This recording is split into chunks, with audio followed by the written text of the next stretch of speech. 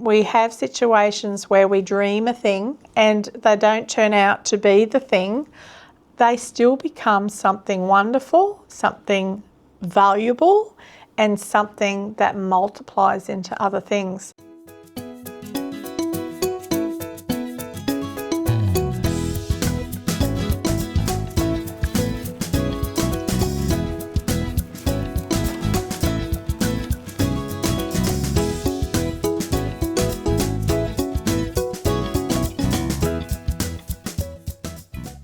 Now, some of you may have started your gardens thinking that this was going to be an amazing project for all the family, and they're just going to love it, and they're going to be so excited, just like you are, of what the possibilities, and it'll be a togetherness time and all of the above.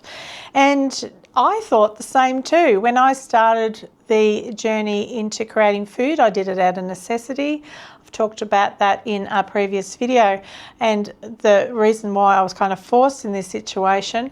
So you can go and take a look at that. But for today, I want to talk about the element of thinking you're going to do this, and for some people who may have stepped into this space thinking it was going to be an us space, and it turned out to be a little bit different to what you thought. I'll just show you this little painting here. This is one of the first paintings that I did in the garden. So when I started growing food and I started this channel, I started it to help people be more self-sufficient at a time where I believe that's really important, and to have things documented so my family would have that tool, if you like.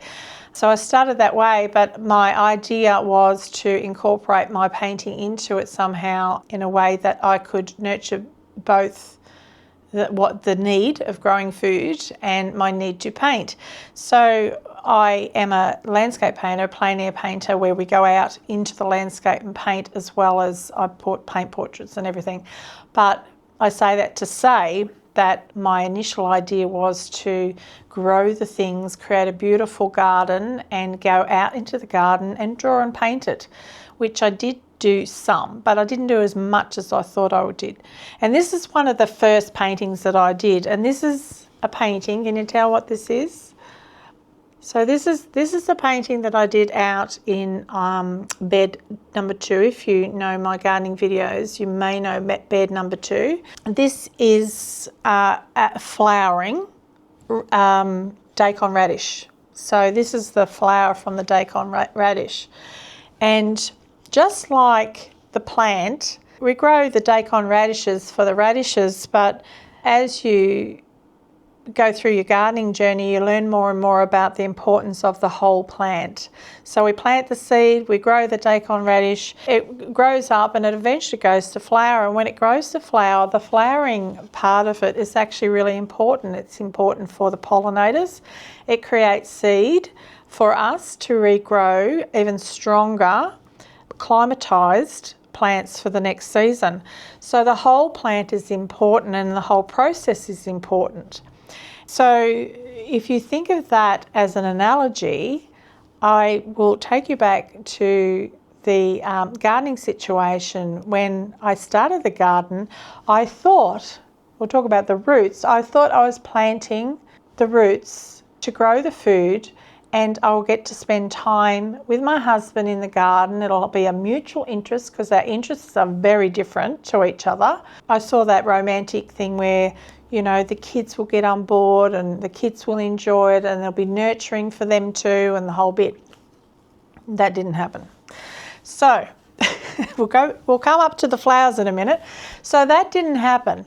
Instead, what happened was I started the garden. My husband was happy to help me set up a few things, and he would do the things that I absolutely couldn't do, like building side of it, which I probably, look, to be honest with you, I probably could, but I didn't have the confidence. Some of it I couldn't do. He would do the hard building stuff. So he put in the chook pan and he's put in some raised beds eventually, years later, the raised beds for me. So he's done some things like that. He does the mulching because I won't touch the big mulcher machine. So he does that. But he has very little interest in the garden. Like, I can't even get him to come out and walk around the garden with me to look at the garden. He just like, oh yeah. He's absolutely thrilled when the produce comes into the kitchen. It took a little while for him to even try different things, but he's tried different things and he's enjoyed different things. Eventually he's been game enough to try different things and enjoy them. And he's enjoyed the wonder of that. And he really loves the fact that it's chemical free and he's feeding his body, because he's very much into health and fitness, and he's feeding his body good things. So he really enjoys that. He's encouraging in the journey, but the kids had zero interest, like absolutely zero interest, and they had zero interest in growing food for themselves, which is, for me as a mum, is concerning in these times, but it is what it is.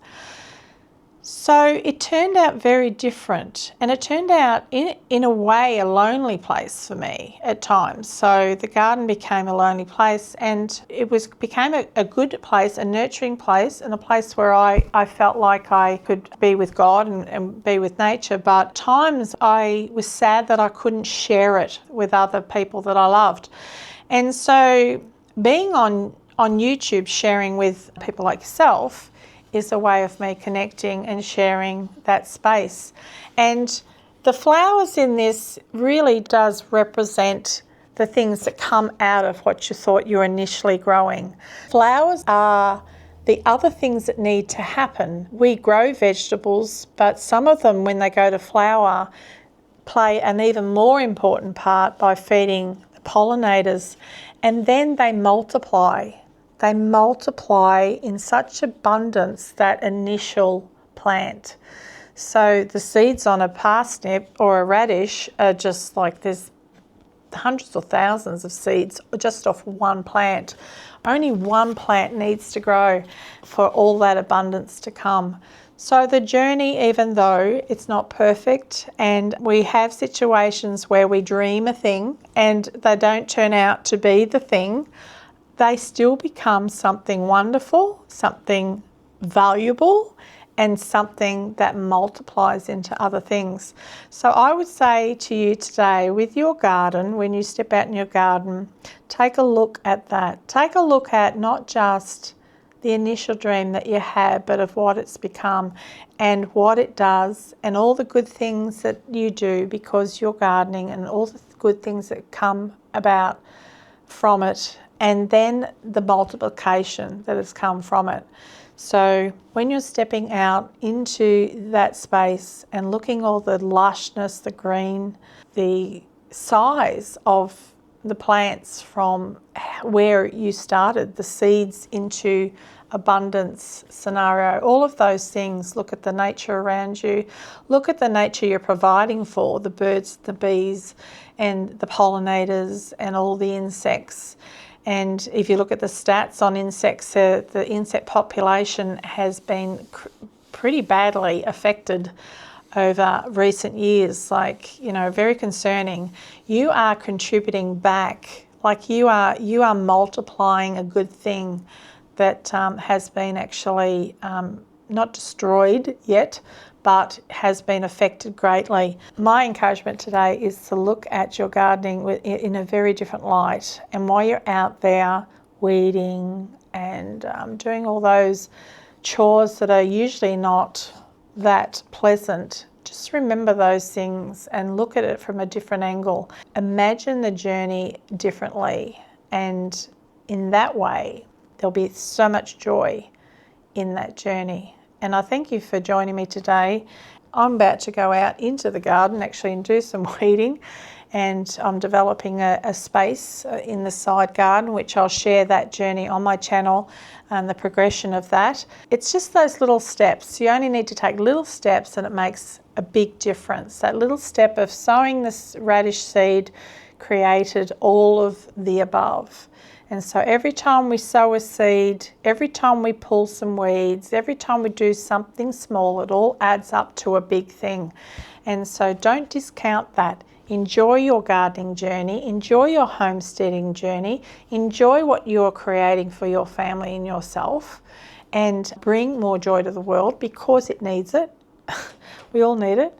And that's what I'm trying to do here. So bless you. I hope that is helpful, and I will see you next time.